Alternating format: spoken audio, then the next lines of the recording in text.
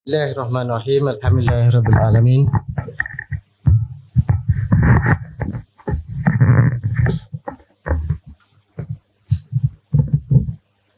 Bismillahirrahmanirrahim. Alhamdulillahirabbil alamin. Bismillah wallahu alam. Terima kasih sahabat saya Haji Rahman sebagai pengurusi, sahabat-sahabat panel kita pada pagi ini, Prof Nazari, Datuk Lokman dan juga penganjur Ustaz Azmuni dan organisasi lain yang bersama. Saya baru-baru ni panel saya pun Prof Nazari panggil saya juga untuk bincang tentang BDS. Ini kali ni Ustaz Fauzi. Dan bila panggil ni saya terus jawab ya dulu.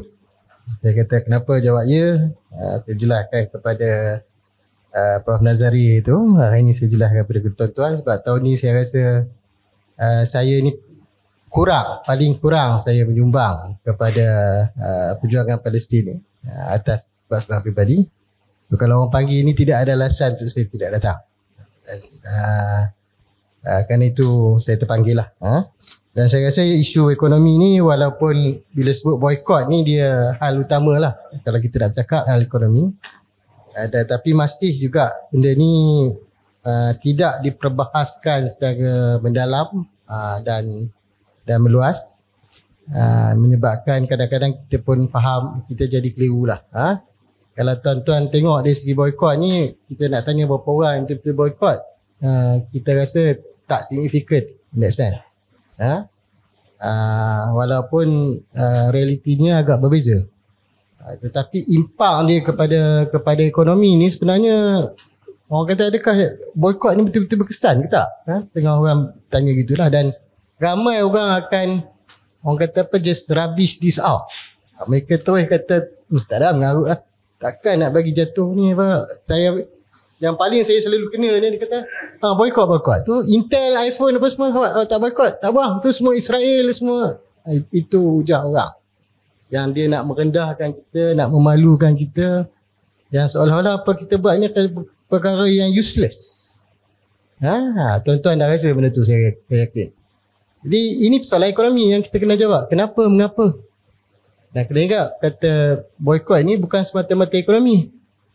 Dia juga iman. Tentang mana kita nak bawa benda ni. Sebab tu saya rasa forum ini kita bukan saja bercakap tentang boykot. Boykot ni intipati yang kita dah bincangkan. Kalau BDS pun dekat 20 tahun dah. Jadi sepatutnya kefahaman tu sudah ada sedikit sikit. Tapi yang cabaran dia adalah strategi dah hala tuju. Where are we going? Ke mana kita nak pergi daripada hari ni? Dan kita kena faham bahawa bila kita bercakap boykot dan kita kena kaitkan tentang intipati apa yang berlaku di Gaza, di Palestin, di Palestin Israel sekarang ni. Kerana tidak walaupun kita faham ni perang ideological, ini perang agama. Kita boleh tengok daripada perspektif mana yang kita nak tengok. Tapi in the same way dia adalah perang. Itu asasnya dia adalah perang. Dan kita kena bezakan di antara peperangan, pertempuran dan peranan kita ni ataupun jihad ni. Jihad kita dalam episod yang berlaku ni. Kita ni duduk letak kita kat mana?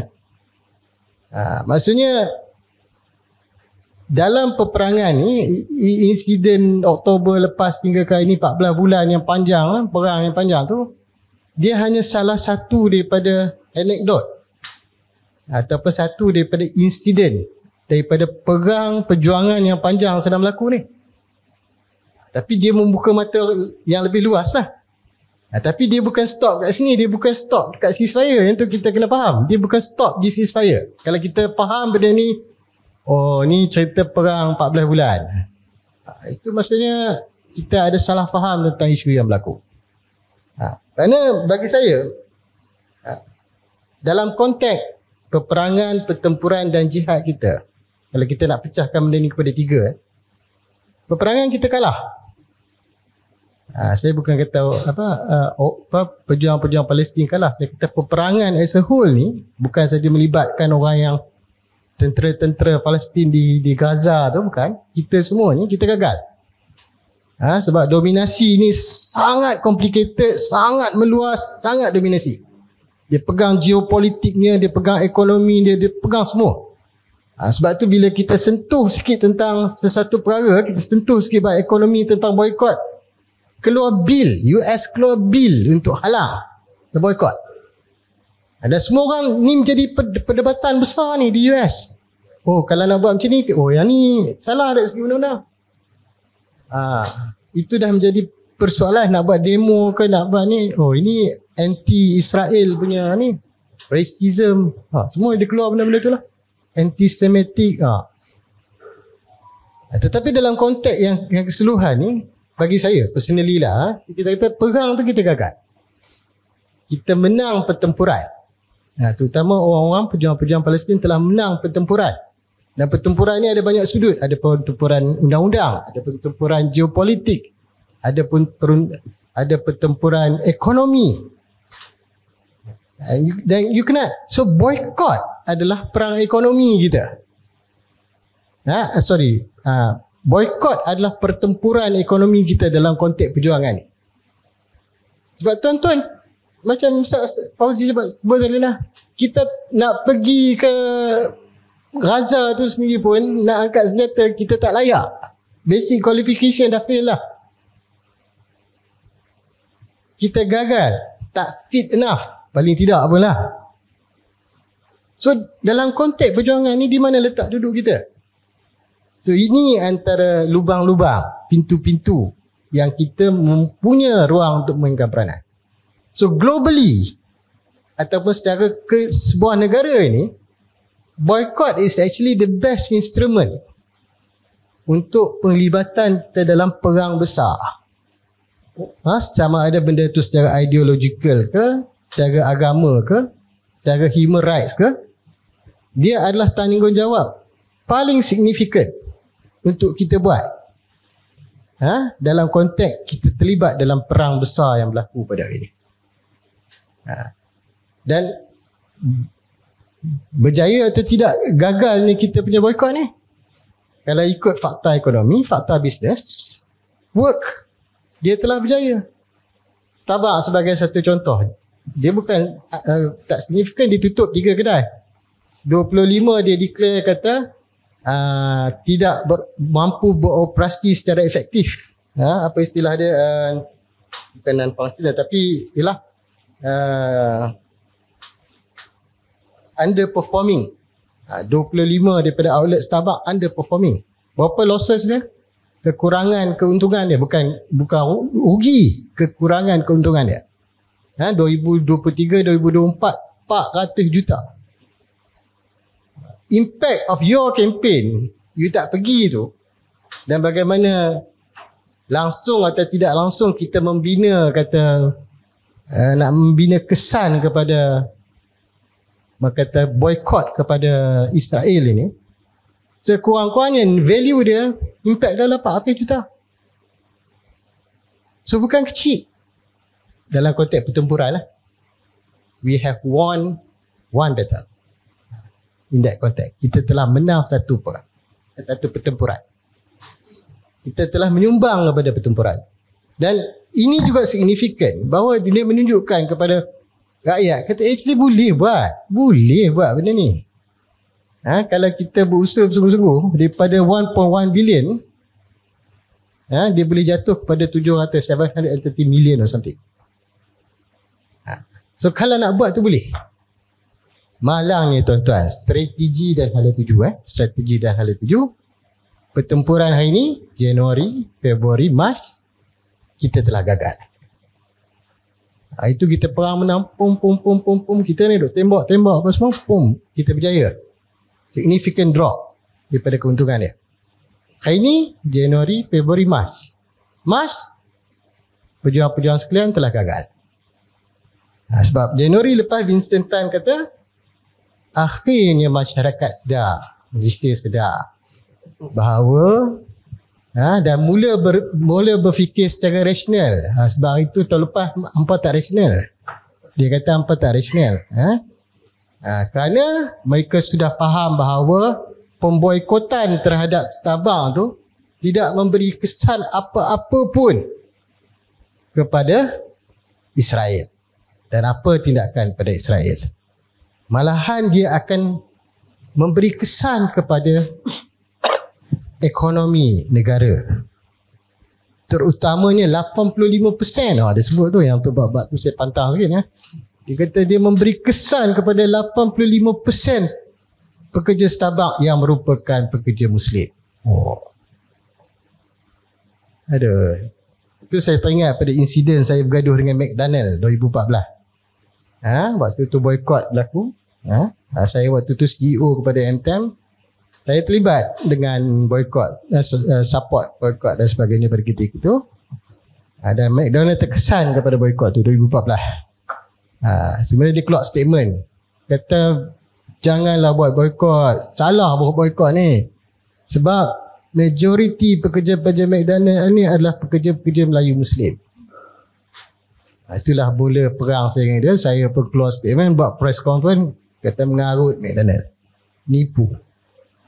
You bercakap kata ni untuk pekerja you. Tapi dari segi profit, value of profit dalam organisasi McDonald tu, berapa persen pergi kepada pekerja? Kita nilai balik, yang pergi kepada pekerja adalah, total dia adalah not more than 6%. Not more than 6%. Dia lebih kurang jumlah yang you hantar balik ke McDonald Corporation, the royalty that you are giving back to the McDonald Corporation. Yang lain kali pergi distribute burger-burger free kepada IDF, kepada tentera-tentera genocide. Betul. Saya nak tambah tu yang macam mana perempuan. Betul ada pula ustaz-ustaz kita ni yang kata tak apa. Saya tak faham. Dia kata yang tu akan hurt the local economy kepada pekerja Melayu Muslim. Tapi sebagai syarikat purely capitalist company, dia tak fikir pun tentang pekerja dia sebenarnya. Jadi pekerja tu hanya semata-mata digunakan. Ataupun dia kata istilah dia, kira orang duk perang kat depan tu, dia hantar yang orang-orang yang tak boleh pakai ni, yang tak ada nilai besar ni, dia duduk depan untuk dibunuh. Itu lah. Itu ya. So you betul-betul you kalau you detail out how many percentage of the profit tu pergi kepada dia Winston Tan ataupun pekerja-pekerja, yang you nak quote kata 85% ni daripada pekerja ni, no value. Tetapi dia dengan bangganya kata okey, sekarang masyarakat Malaysia mula menjadi rasional. Kerana itu dah ada increase balik profit kepada Starbucks. Jadi tuan-tuan kena ingat, ini letak duduk kita tu penting untuk kita bincang strategi dan ala tuju. Bahawa pada hari ini masyarakat dah mula hilang rasa kata kepentingan bahawa peperangan di Palestin dah habis, dah ada ceasefire. So kami pun ceasefire lah. Kita tak tahu kita punya global contribution ni kepada perang ini akan berterusan. Dan kita dengar dah daripada Prof Nazari ataupun Dr. Loman tadi bahawa mereka tak cease pun. Mungkin kurang lah dia punya bunyi senapang, bunyi roket tu berkurang lah. Tapi tindakan, kekejaman, kezaliman, genosid itu tidak berhenti. Cuma kita yang berhenti. Boykot kita saja berhenti. Kerana nilai itu tidak ada. Impact kepada boykot itu tidak kelihatan.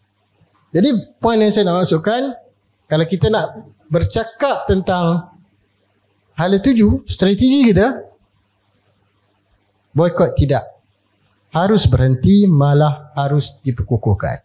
Dalam perang ni sebenarnya, waktu yang terbaik untuk kita menghancurkan musuh adalah ketika dia lemah. Bukan pada ketika dia lemah, dia mula retreat, kita pun retreat balik. Ni siapa nak menang dalam perang? Padahal dia mempunyai segala resources. Dia ada kuasa politik, kuasa dunia, kuasa kapital untuk dia bina diri dia balik. Kita ni, kita kena bayangkan, this is what is happening. kita adalah tentera-tentera yang baling batu ni. Pegang batu, itu kereta kebal kita baling. Dan ketika kereta kebal tu tengah berundur, kita pun balik rumah relax. So ini cabaran dalam konteks hala tuju kita sekarang. How to move forward benda. Kerana mereka akan menggandakan usaha dan masyarakat, seperti mana yang telah dibuktikan dengan statement Business Times tadi, masyarakat dah merasa bahawa tak ada apa-apa dah. Kita boleh berhenti boykot ni. Dan kata ada pula yang disebutkan tadi, ada pula suara-suara lain. Yang saya sangat setuju istilah tu, sama ada kita nak panggil dia sikitol ke, tali barut ke. Yang mana mula pula nak menjustifikasi dan menghalalkan perkara-perkara ni. Saya nasihat kepada orang-orang ni, termasuk ustaz-ustaz yang ada tu, tutuplah mulut kamu. Kalau kamu tidak boleh menyumbang kepada kebaikan, jangan merosakkan usaha dan inisiatif orang lain untuk kebaikan. Kalau kau nak nasihat kepada benda-benda yang globally, walaupun orang tu bukan Muslim, dalam BDS movement ke kumpulan-kumpulan yang boykot di France dan sebagainya, mereka dah identify 2-3 produk ni. Ini adalah simbol besar kepada boykot. McDonald, Starbucks, berulang kali kalau kita baca, itu antara simbol-simbol besar. Kita pula nak pergi pertahankan benda-benda ni. Kenapa? Kalau perlu pun darurat sangat nak makan pun, banyak benda lain. Dan sebenarnya impact dari segi ekonomi dia very positif, macam mana yang telah disebut pun tadi. Bila orang sedar, sebab impact daripada sudut-sudut lain kita kena pertimbang juga, dari segi kesihatan, dari segi local ekonomi, berapa persen royalty patah balik ke sana. Kita bukan memperkembangkan ekonomi tempatan kita, even human resource dia tu, mungkinlah dia kata 85% pekerja bawahan dia adalah lokal, tetapi corporate yang pegang gaji 5 angka yang dalam organisasi seperti McDonald, Starbucks dan sebagainya, tak tentunya mereka adalah orang lokal. Jadi point saya nak ceritakan bahawa the impact ekonomi ni kepada lokal, kesan daripada boykot tu banyak sangat. Kita tengok flourish produk-produk tempatan, baru orang sedar. Inilah masa untuk kita orang kata kita bergerak ke depan, kita ambil peluang tu untuk kerana kelebihan kita dengan mereka sebelum ni, mereka memang ada capital yang jauh sangat lebih besar daripada kita, dan mereka telah ambil added advantage benda ni dengan pemasaran mereka yang cukup meluas. Kita tak ada modal tu. Jadi kali ni kita nampak bahawa actually bila kita tolak boykot tu berlaku, dia memberi pemasaran yang positif kepada all other local brands. Jadi setidak-tidaknya itu impact positif ekonomi yang kita patut lihat. Setidak-tidaknya, tak kira lah impact lain lagi, impact kesihatan ke, impact dari segi orang kata culture ke, budaya ke. Kita duk makan, kita seolah-olah kalau kita pergi fast food, kedai-kedai besar fast food chain ni, kita rasa macam kita ni bagus pada orang. Ni bukan orang kampung, orang bandar. Kalau dulu-dulu orang kata KFC dah mai kat kampung aku. Tu konon-konon dah naik standard lah. Itu mentaliti penjajah yang ada pada kita, mentaliti terjajah yang wujud dalam kalangan kita. So despite, walaupun hujah-hujah itu penting, yang patut dipertimbangkan, tetapi ada juga orang-orang yang kata stikitul ke tali barut ni, yang masih lagi duk bercakap, duk menyokong, memberi justifikasi bahawa this global boycott ni harus berubah. Cuma dalam waktu yang sama, pesan saya, kalau dalam konteks strategi ni, kita nak pergi way forward of strategi, saya sangat setuju dan saya rasa perlu dipertekankan bahawa boykot ni dia bukan, again, kita tak mampu nak selesaikan semua problem. Kalau kata kita nak mengembalikan kegemilangan ekonomi Islam apa semua, itu tak ada. Kita tak akan sampai menang perang tu, tak akan mampu. Tetapi sekurang-kurangnya kita kata kita boleh menang sebahagian pertempuran tadi yang saya kata. So atas dasar tu, kata kunci yang paling penting dalam konteks way forward of campaign ini, kita kena kenal pasti bahawa ada produk-produk yang memerlukan strategic boycott. Strategic boycott ni bermaksud kita pilih produk yang mana perlu kita tolak totally, kerana dia sebahagian daripada simbol, naratif dan kempen kita. Kita tak mampu nak boycott semua benda. Ada produk-produk ni yang kita kena clear. Dan kalau tuan-tuan tengok, orang pun kadang-kadang keliru. Ni produk, kalau kita google lah, produk-produk yang akan diboykot, produk Israel yang akan boykot, dia keluar macam-macam sangat. Dan sebahagian tu tak ada pun kat Malaysia. A way forward for this adalah cuba kita kenal pasti 20-30 produk ataupun 50 produk yang dalam bidang-bidang yang berbeza, yang akan menjadi mesej kita utama ataupun simbol utama penolakan kita kepada Israel. Contoh tadilah, kalau dari segi F&B tadi, Starbucks, McDonald's. Dari segi sports, Puma, Reebok. Dari segi mungkin jentera dan sebagainya, kita ada. So kita pilih Malaysian punya boycott list. Dan ini akan menjadi strategik boycott kita yang utama. Yang keduanya, boycott yang bersifat taktikal. Boycott yang bersifat taktikal. Ini maksudnya yang mana bila kita boycott ni, dia boleh memberi plus point kepada local ekonomi ke, dia boleh memberi yang kata kelebihan kepada yalah, kalau dalam konteks saya tengok dari segi ekonomi lah. Contohnya tadilah, bila boycott berlaku kepada produk McDonald's dan sebagainya, kita boleh keluarkan alternatif baru yang baik pada ekonomi.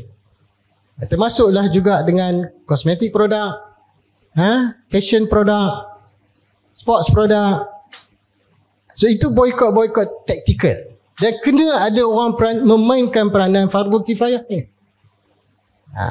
Ni pula ada setengah orang peranan dia boycott, setengah orang create lah produk yang mana boleh menjadi alternatif kepada yang kita boycott tadi. Dan peringkat ketiga adalah apa yang saya sebut sebagai silent boycott. Boycott diam.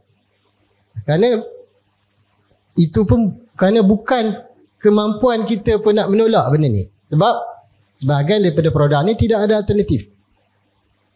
Jadi bukan kita tak mau boycott, tapi ini adalah macam peringkat-peringkat iman lah. Peringkat iman yang tinggi, bila kita melihat satu kemungkaran, kita ubah dengan tangan. Kalau tak, kita bercakap benda tu. Dan serendah-rendah iman itu apabila kita protes, kita boycott.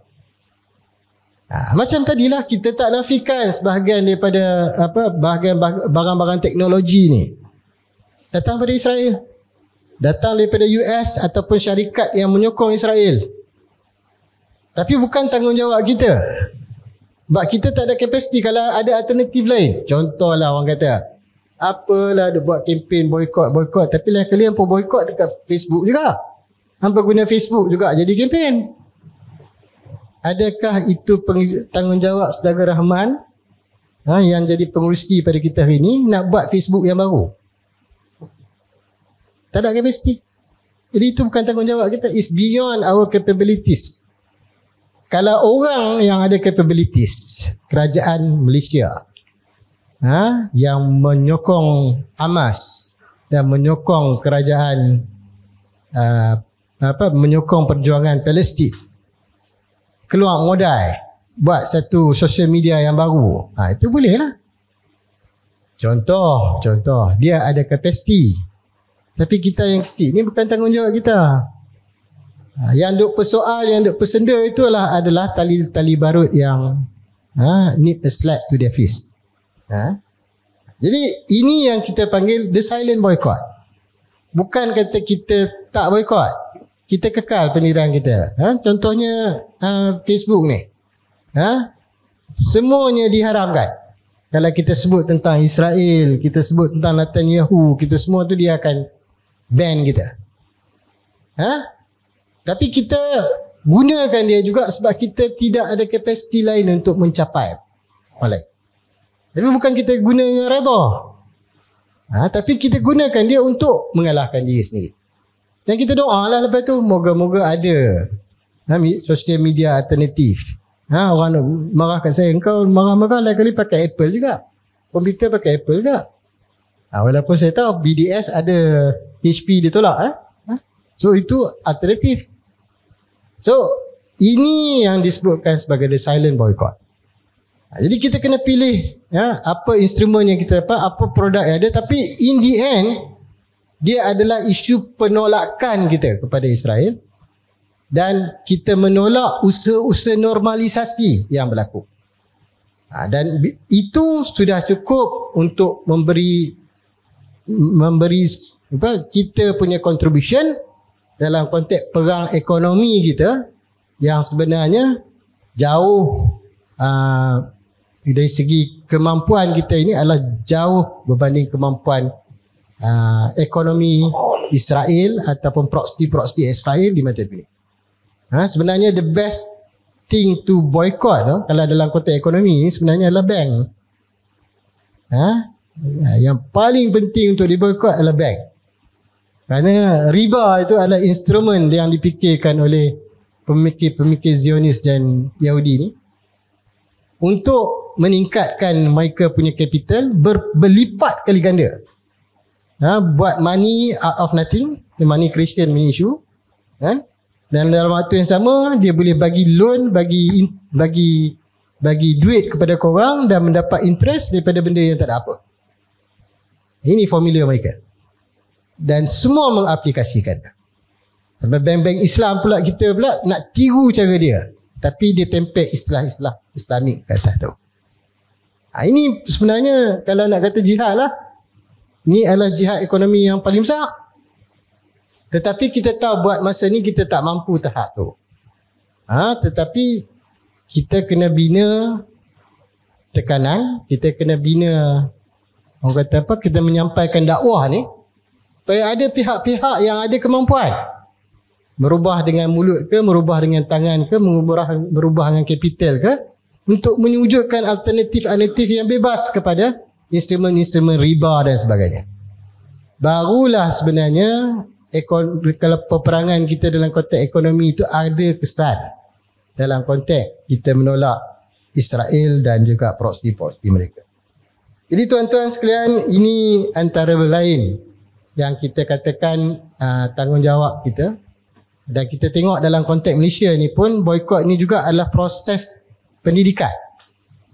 Pendidikan kita yang berterusan. Kita kena didik orang kita bahawa boykot ni adalah kita nak memberi impak ekonomi dan kita kena didik. Dan sebab kalau tuan-tuan tengok, kalau polarisasi dalam konteks boykot pada hari ni, yang boykot ni semua majoritinya adalah Melayu Islam. Itu pun kita tengok dah ada polarisasi. Dan kita tengok ada pula yang bukan Islam tu akan marah kat kita kalau kita ni. Jadi dalam konteks Malaysia sebagai satu negara yang konon-kononnya menyokong Palestin, menentang Israel, tetapi kita sendiri di Malaysia, masyarakat kita tidak solid. Hatta politicians sendiri pun, ataupun parti-parti yang ada. Saya terlibat dengan ramai dia orang ni, kita tengok debate-debate dalam WhatsApp group dia orang tu pun dia jadi, kadang-kadang marah kat kita ni. Marah kat kita, ni apa boykot ni, bodoh lah ni, apa semua. Ada bunyi macam tu. Dah ingat, saya ingat kan? Statement yang jangan lupa lah, dengan komen ni keluar. Dia kata pemuka-pemuka boykot ni adalah instigator, dia kata instigator untuk merosakkan ekonomi kita. Dia sebut waktu dia sebelum daripada peristiwa Oktober, ketika dia membuka outlet Starbucks dekat Kementerian Perumahan dan Kerajaan Tempatan. Korang ni semua instigator ni. Instigator apa? Melayu dia? Penghasut. Kamu semua penghasut. Bukan, again, I'm talking beyond politik, tetapi saya nak cakap kata polarisasi ni. Even di kalangan pemimpin politik, kita tidak clear tentang kenapa kita nak menolak genocide ni. Saya tak faham kenapa dia still boleh accept genocide ni. Dan dia anggap kata ini bukan semata, ni soalan orang Melayu Islam saja di Malaysia. Dia tak jadi a whole effort of the country. Padahal South Africa ataupun negara-negara Eropah, dia tak jadikan benda ini isu agama semata-mata. Dia boleh terima menolak genocide itu sekular. Jadi bagi saya ini adalah proses education juga. Boycott ni juga adalah satu proses education untuk menyedarkan. Kerana kita have not crossed the boundary. Pada tahap ini bagi saya boycott ini ada label dan ada polarisasi. Yang mana kita harus manfaatkan dalam strategi dalam tuju kita, dia kena cross the border. Saya nasihat kepada pimpinan-pimpinan kata ni pimpinan kerajaan, kepada PKR dan sebagainya, saya kata you need to attend to this. Sebab saya tengok ada sebahagian daripada pimpinan kamu sendiri yang melawan ataupun rasa, dia duk cakap lagi kata Hamas is terrorist. Kita nak kena bergaduh lagi kepada dia, nak justify kata Hamas tu bukan teroris. Ini berlaku di Malaysia. Kita tak rasa lah sebab dalam kelompok kita ni kita tapi that is the reality kan. So point saya yang akhir yang mungkin ada relevan juga dengan apa yang Lokman cakapkan tadi adalah dalam konteks korporat, bisnes korporat, kita kena angkat isu ni to the next level. Sebab yang kita nak sebut sekarang ni ESG kalau kita nak tengok dari segi environment, sustainability, governance, syarikat-syarikat di Malaysia ni dia kena berubah kepada benda yang lebih positif ke arah 3 benda ni. Dan ini dibagi indikator-indikator dia. Dan saya pernah sebut beberapa kali bahawa genocide should be one of the biggest contributor kepada corporate governance yang ada. Jadi mana-mana syarikat governance, syarikat korporat harus melepaskan diri dia daripada isu genocide. Dia tidak boleh terlibat langsung. Kalau tidak, dia tidak boleh dilabelkan sebagai ESG company yang nak menjaga sustainability and good governance. So kalau dia nampak kata syarikat tu ada contributing kepada arms, dan arms tu pula pergi kepada genocide di Palestin, mereka itu harus ditolak secara totally. So business community kena accept benda ni, barulah kita akan pergi kepada kata hala tuju yang positif dalam konteks ekonomi dan juga perjuangan kita pada Palestin. Poin saya terakhir tuan-tuan sekalian, bila kita tengok semua benda ni kita kena ingat, macam saya sebut tadi, kita ada peperangan, kita ada pertempuran dan kita ada peranan kita secara individu dalam konteks boykot ni. Dan penggerak-penggerak utama ni, orang-orang yang hadir kat sini ataupun orang yang percaya pada boykot ni, dia kena faham bahawa perang ni bermula dengan individu tu, soldier tu sendiri, tentera tu sendiri, dia perang. Sebab tentera ni bila dia pergi ke medan perang, dia boleh perang besar, dia mungkin akan kalah. Pertempuran dia boleh menang, tetapi dia juga boleh kalah. Tetapi tidak ada siapa boleh menghalang individu itu, tentera itu sendiri, untuk menang. Kerana dia boleh memainkan peranan dia. Dan dia last sekali dia nak jawab kat Tuhan dia tentang diri dia. Tuhan dia takkan tanya perang tu kau menang ke tak? Pertempuran tu kau menang ke tak? Tapi adakah engkau terlibat dan adakah engkau berjihad sungguh-sungguh ke arah tu? So again bagi saya, saya patah balik pada tu, semua ini boykot ini in the end dia adalah soalan iman.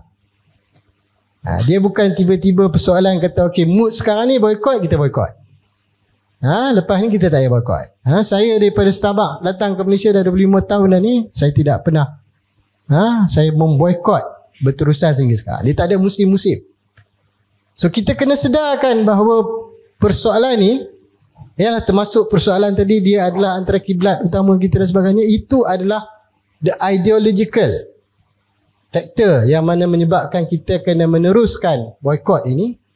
Kerana dia adalah menjawab kembali persoalan kita, adakah kita mahu terlibat dalam perang besar ini, dan adakah kita nak menjawab persoalan iman kita kepada Allah Subhanahu Wa Taala, kata kita telah contribute untuk terlibat dalam peperangan besar ini dengan meneruskan boikot kita kepada kezaliman yang berlaku oleh Israel.